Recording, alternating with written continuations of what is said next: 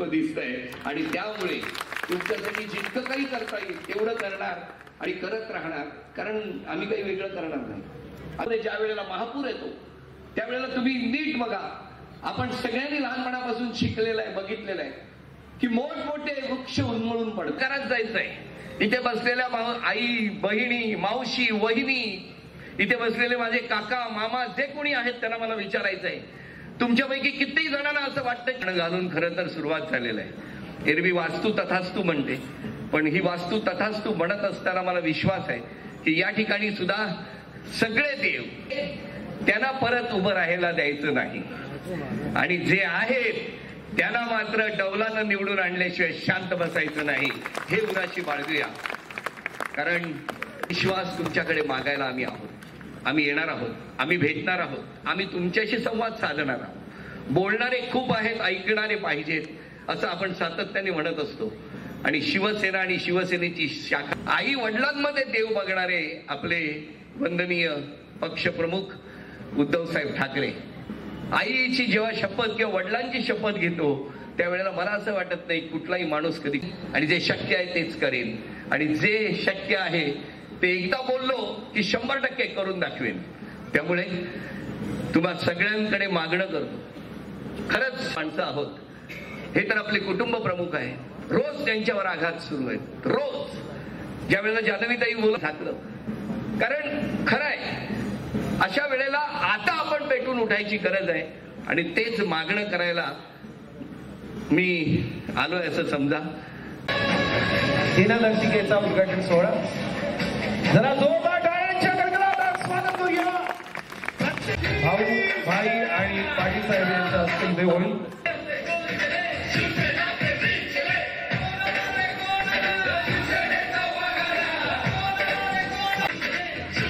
जरा जोरदार टाळ्यांचा गडगडाट आदरणीय रमेश भाई आणि सुरेश आपण पुढे शिवसेनेचा वाघ जेव्हा डरकाळी फोडणार आहे तेव्हा असा आवाज होणार आहे. टाळ्यांचा गडगडाट. आदेश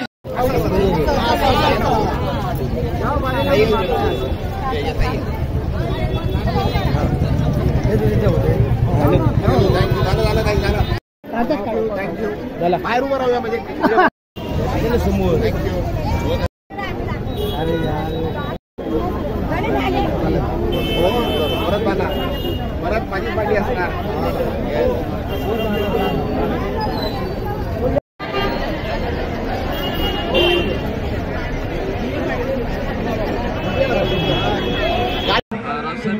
खरं तर कोकणाचा शिवसेनेचं खूप जुनं नातं आहे आणि आज कोकण वासियांचा मेळावा ईशान्य मुंबईमध्ये पार पडतो आहे. कसं पाहत आहे मेळाव्याकडे?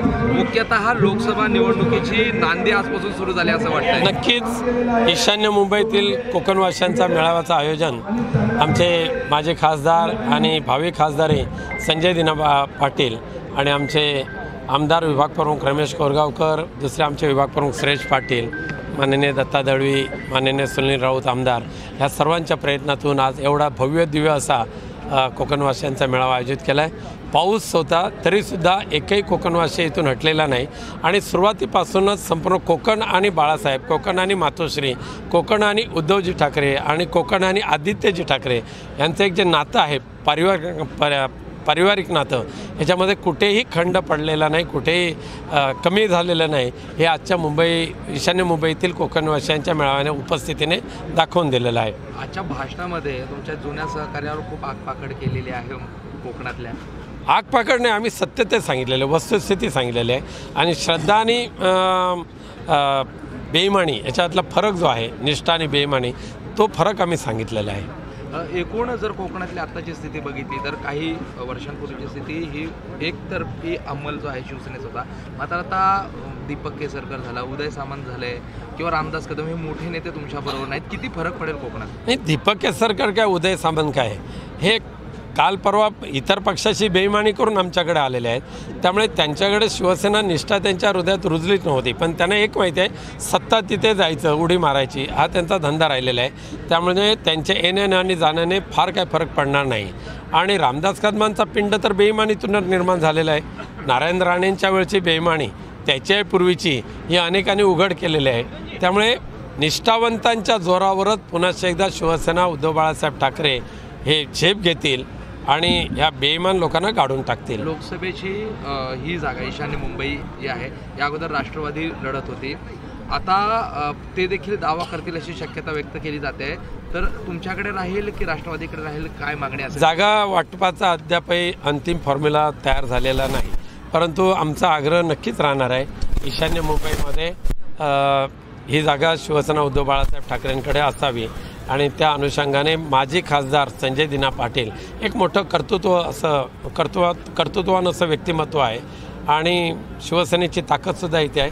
आम्ही सामोपचाराने आणि विनंती करून ही जागा नक्की आम्ही मागून घेऊ असं वाटतं आम्हाला. संजय दिना पाटील यांची उमेदवारी निश्चित समजायची का? आज घोषणाच तशी तुम्ही केलेली आहे. नाही, त्यांच्याकडे मी नव्हे तर संपूर्ण भांडुपाशीय किंवा ह्या लोकसभा मतदारसंघातले लोकच एक भावी खासदार म्हणून पाहत आहेत त्यांच्याकडे.